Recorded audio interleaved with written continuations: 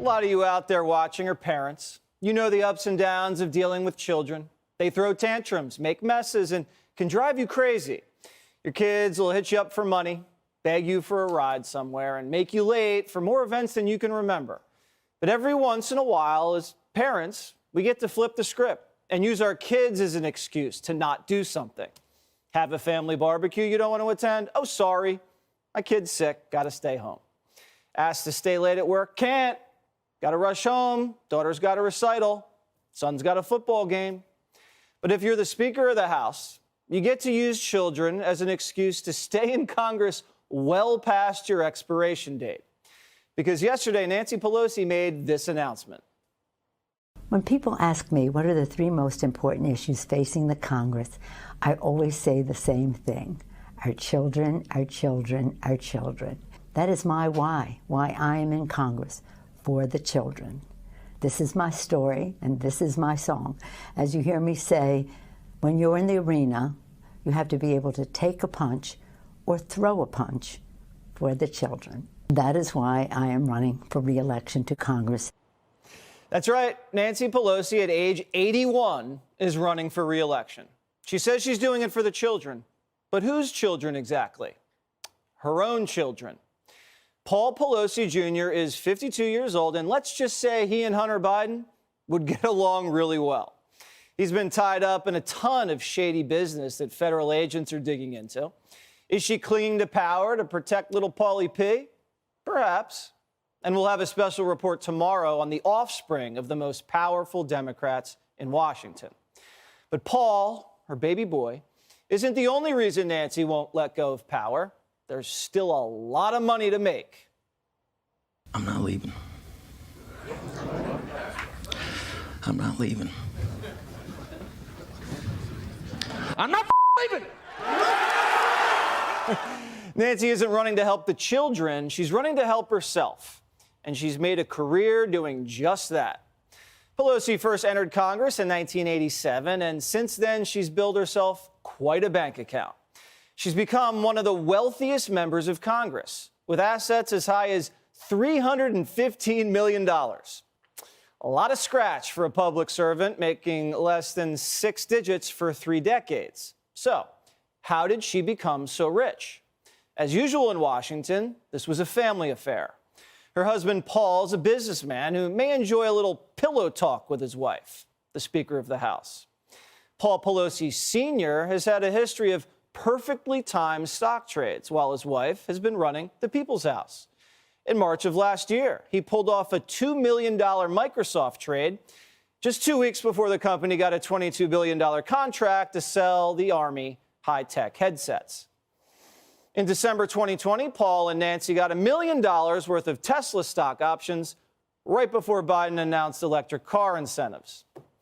And in June, the Pelosi family cashed in big time just as Congress was debating what to do with big tech, making a cool $5 million from Google's parent company.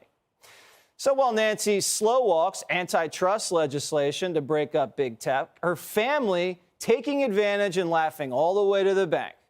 They must think we're idiots. Because just look at the tech companies your family's still invested in. Apple, Tesla, Amazon, Microsoft, Slack. The list goes on and on and on. Maybe this is why Pelosi defended Congress's right to trade stocks last month. She didn't want to kill the golden goose. Should members of Congress and their spouses be banned from trading individual stocks while serving in Congress? No, I don't know to this second one. We are a free market economy. They should be able to participate in that. This isn't new. Back in 2011, 60 Minutes pressed her pretty hard on the same thing when she raked in millions from a Sweetheart Visa credit card IPO. Watch. Madam Leader, I wanted to ask you why you and your husband, back in March of 2008, accepted and participated in a very large IPO deal from Visa. At a time there was major legislation affecting the credit card companies making its way through the House. And did you consider that to be a conflict of interest? I don't know what your point is of your question. Is there some point that you want to make with that? Well, I guess what I'm asking is, do you think it's all right for a speaker to accept a very preferential and favorable stock deal. Well, we didn't. And you participated in the IPO. Well, I have many And at the time, you were investments, but Speaker of the House. You don't think it was a conflict of interest or had the appearance of a conflict of interest? It only has the appearance if you decide that you're going to have elaborate on a false premise. But it's not true, and that's that. I don't understand what part's not true. Yes, sir. That I would act upon an investment. How dare anybody question her honor and integrity? Everyone in Congress is doing it anyway. Last year, members of Congress traded about $300 million in stocks and assets. And guess what? They all outperformed the market. Pelosi is just the best at it. If Nancy wasn't writing laws, she'd probably run a hedge fund. The Wolf of Washington. Run for Congress, and you too could buy some extravagant properties like this Napa Valley mansion Nancy and Paul bought, worth about $25 million. Or a gorgeous waterfront condo in Washington, D.C., that Pelosi property now worth over $2 million. Or the family's multi-million-dollar red brick mansion in California's Pacific Heights.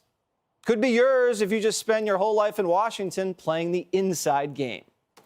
And while the Pelosi's are living the high life in swanky homes, her district is turning into the Thunderdome. Welcome to another edition of Thunderdome! Just look at this drone footage, courtesy of the dailymail.com, showing a homeless encampment in the center of San Francisco. The area has been overrun with tents, needles, drug addicts. And this is the district of the leader of the congressional Democrats. Maybe Nancy could invest more in her district instead of her portfolio. If Nancy dumped a few shares, she could help make San Francisco less of a dump. A little goes a long way, just a few crumbs. Instead, she'll continue to be the Warren Buffett of Washington. That is, until you, the American people, step up, and you have. The heat's on the speaker, and suddenly she's flip-flopped. Now she thinks Congress may have to rein in the day trading. Watch. I trust our members. If, in fact, we should have severe penalties for delay in reporting on stock, then do that. To give a blanket attitude of we can't do this and we can't do that because we can't be trusted, I just don't buy into that. But if members want to do that, I'm okay with that. That's right, Nance. Promise to stop once you get caught.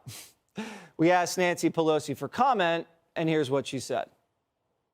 The point is, ladies and gentlemen, that greed, for lack of a better word, is good. Greed is right. Sorry, that was the wrong tape. The speaker has not yet responded to our inquiry. But when it's not about the money, it's usually about the power. This morning, we found out liberal Justice Stephen Breyer may be retiring from the Supreme Court, leaving Biden to pick a replacement. So if Joe picks Kamala, that would create a vacancy in the vice presidency. This would leave Nancy Pelosi an opening to invoke the 25th Amendment and remove Biden from office. Guess who takes over as commander-in-chief? You guessed it, Nancy Pelosi. President Pelosi. Now, that theory's bonkers and will likely never happen, I admit. We're just exercising our constitutional imagination.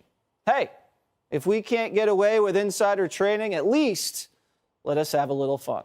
Hey, Sean Hannity here. Hey, click here to subscribe to Fox News YouTube page and catch our hottest interviews and most compelling analysis. You will not get it anywhere else.